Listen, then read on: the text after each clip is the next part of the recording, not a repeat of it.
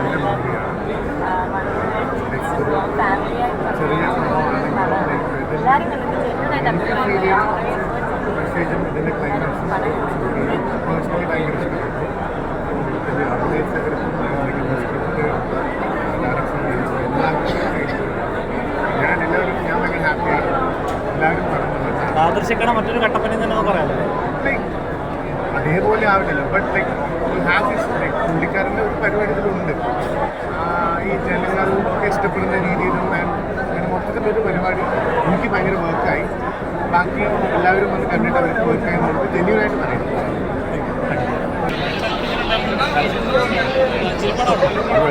നല്ല നല്ല പ്രണയകഥ.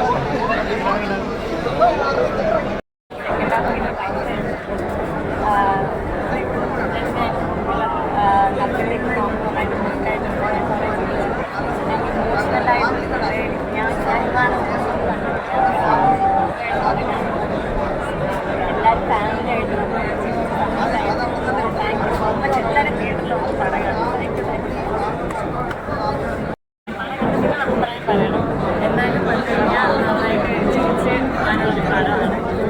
ഇമോഷൻസ് ഒക്കെ നിറയെ കോമൻസ് ഒക്കെ മാർക്കായിട്ടുണ്ട്. തിയേറ്ററിലെല്ലാവരും ചിരിക്കുന്ന ഭയങ്കര സന്തോഷം. എല്ലാവരും തിയേറ്ററിൽ പോയി പടം കാണാൻ താങ്ക് യു.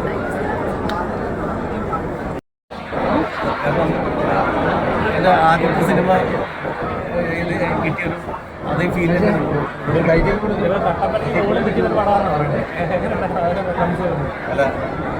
എനിക്ക് പറയാനായിട്ടുള്ള ഒരുപാട് സന്തോഷം. കാരണം എല്ലാവരോടും കാരണം ഈ സിനിമ സക്സസ് ആവുന്നത് ഞങ്ങളുടെ ഒരുപാട് പേരുടെ പ്രാർത്ഥന ആഗ്രഹമാണ്. അപ്പോൾ അത്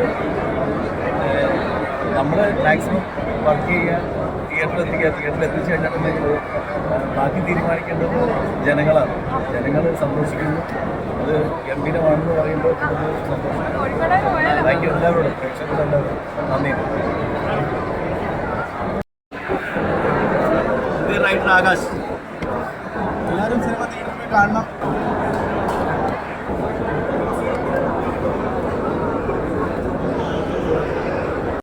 പടത്തിലേക്ക് എനിക്കിങ്ങനെ ഒരു വിളി വരുമ്പോൾ തന്നെ ഞാൻ വേറൊരു ലെവലായിരുന്നു. പിന്നെ ഇത്രയും നല്ലൊരു ക്യാരക്ടർ എല്ലാ ക്യാരക്ടേഴ്സും ചെയ്തത് നല്ലതാണ്. പക്ഷെ സിനിമയിൽ ഞാൻ ഇങ്ങനെ ഒരു മുഴുനീള ക്യാരക്ടർ ചെയ്യുന്നത് ഇതിപ്പോൾ ഫസ്റ്റാണ്.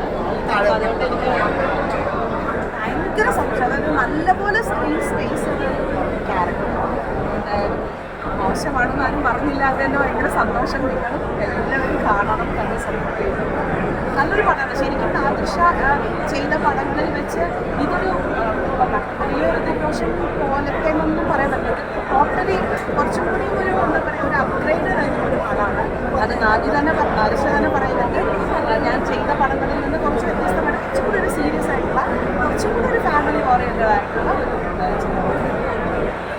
മൊത്തത്തിൽ ആകെ എല്ലാവരും ഇതിനകത്ത് ആരും ചെറിയൊരു വേഷത്തിൽ വന്ന ആൾക്കാർ വരുമ്പോൾ തന്നെ ആ മോഹം കണ്ടില്ല. എല്ലാവർക്കും സ്പേസ് ഉള്ള ഒരു പടവും കൂടിയാണ്.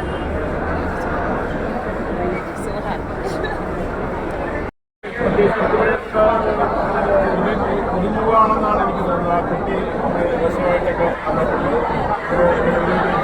പഴയ നീല ജാസ്മിനെ നോക്കുന്ന രീതിയിലുള്ള ഒരു ഫീച്ചർ എൻജോയ് ചെയ്യുന്നത് നമ്മൾ വിചാരിച്ച സ്ഥലത്തിൽ ചിരിക്കുന്നുണ്ട്, ഇമോഷണൽ ആകുന്നുണ്ട് എന്നൊക്കെ പറയുമ്പോൾ കിട്ടുന്നൊരു സന്തോഷം.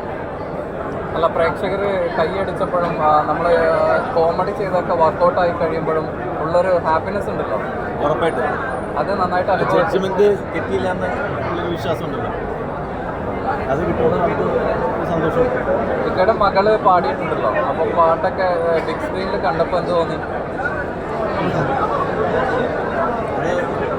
നമ്മൾ പ്രതീക്ഷിക്കാത്ത സാധനം മക്കളുടെ പാട്ടില്ല എല്ലാം കൊണ്ടും നമ്മൾ ഉദ്ദേശിച്ചതിനൊക്കെ ഗംഭീരമായി എന്ന് ജനങ്ങൾ പറയുമ്പോൾ എല്ലാവർക്കും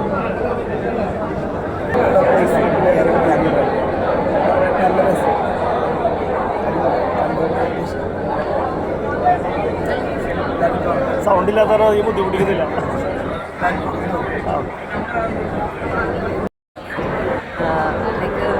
ഫാമിലിയായിട്ടും ഫ്രണ്ട്സായിട്ടും വന്ന് കാണാനും അത് ഒത്തിരി എലിമെൻറ്റ്സ് ഉണ്ട് നമുക്ക് ഇഷ്ടപ്പെടുന്ന. അപ്പോൾ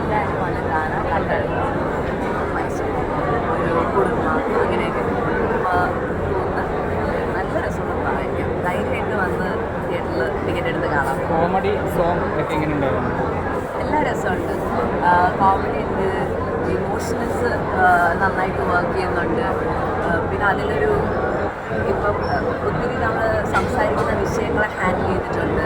ഇൻസ്റ്റഗ്രാമിലൊക്കെ ഇതൊക്കെ യുവതലമുറയ്ക്ക് അഡ്രസ്സ് ചെയ്യുന്ന കുറേ പ്രശ്നങ്ങൾ വളരെ രസമായിട്ടുള്ള രീതിയിൽ പോർട്രേ ചെയ്തിട്ടുണ്ട്. ഭയങ്കര രസമുണ്ട്. എക്സ്പെക്ടേഷനേക്കാളും നല്ല രീതിയിൽ വന്നിട്ടുണ്ട്. നിങ്ങൾ കാണും, എല്ലാവരും കാണും. എൻ്റെ അഭിപ്രായം പറയണം. ഉറപ്പായിട്ടും. വേറെ ഇതിലേക്ക് കണ്ടോ? എല്ലാവരെയും കണ്ടോ? ഇവിടെ കിടക്കുന്നത് മൊത്തം തിരക്കാണല്ലോ എല്ലാവരും. കഴിച്ചോ? കഴിക്കത്തില്ലേ?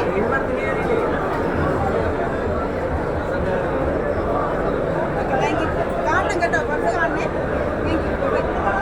ഉണ്ടായിരുന്ന സിനിമ ബിഗ് സ്ക്രീനിൽ കണ്ടിട്ട് സിനിമ നന്നായിട്ട് വന്നിട്ടുണ്ട്. അപ്പോൾ എല്ലാവരും നല്ല അഭിപ്രായം പറയുന്നുണ്ട്. ഭയങ്കര ഹാപ്പിയാണ്. നല്ല രീതിയിൽ ഇഷ്ടപ്പെട്ട സിനിമയാണ്. അപ്പോൾ അതുകൊണ്ട് നമ്മൾ ഉറപ്പായിട്ടും കുടുംബപ്രേക്ഷകർക്ക് ഈ പടം ഇഷ്ടപ്പെടാണ്ടിരിക്കില്ല. എല്ലാവർക്കും ഇഷ്ടപ്പെടും, എല്ലാവർക്കും മനസ്സിലാവും.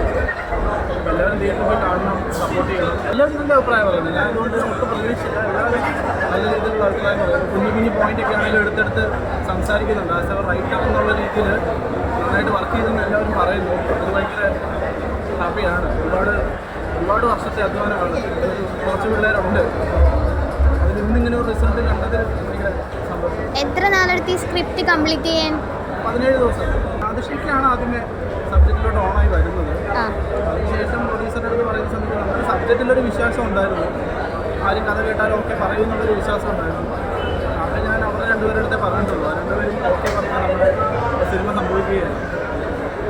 വിഷ്ണു ചേട്ടനല്ലോ ചേട്ടനെ ഇൻട്രൊഡ്യൂസ് ചെയ്തേ. അപ്പോൾ വിഷ്ണു ചേട്ടനായിട്ടുള്ളൊരു ബന്ധം എങ്ങനെയായിരുന്നു? വിഷ്ണുചേട്ടൻ ഞാൻ ഈ സ്ക്രിപ്റ്റ് എഴുതുന്ന സമയത്ത് തന്നെ വിഷ്ണുചേട്ടനായിരുന്നു മനസ്സിൽ. എഴുതി എനിക്ക് നേരത്തെ പരിചയമൊന്നുമില്ല. എഴുതുന്നു നമ്മുടെ ടീമായിട്ട്. അപ്പോൾ എനിക്കൊരു ഇടുക്കി എന്നുള്ളൊരു ടീമുണ്ട്. അപ്പോൾ ഞങ്ങൾ അതിൻ്റെ ബെൽറ്റാണ്. അപ്പോൾ നമുക്ക് ടെക്നിക്കലി എല്ലാ ഡിപ്പാർട്ട്മെൻറ്റും വർക്ക് ചെയ്യാനുള്ള ഫ്രണ്ട്സ് ഉണ്ട്. അപ്പോൾ അങ്ങനെ ഫുൾ ഒരു ക്രൂ ആയിട്ട് തന്നെ, ഒരു ടെക്നിക്കൽ ക്രൂ ആയിട്ട് തന്നെയാണ് വിഷ്ണുചേട്ടൻ്റെ അടുത്ത് നിന്ന് ഒരു ദിവസം ഫോൺ വിളിക്കുന്നു, നേരെ ചെന്ന് കഥ പറയുന്നു. കഥ കേട്ടപ്പോൾ തന്നെ ചേട്ടന് ഇഷ്ടപ്പെട്ടു, ഓക്കെ പറഞ്ഞു. അങ്ങനെ തുടങ്ങിയൊരു ബന്ധമാണ്.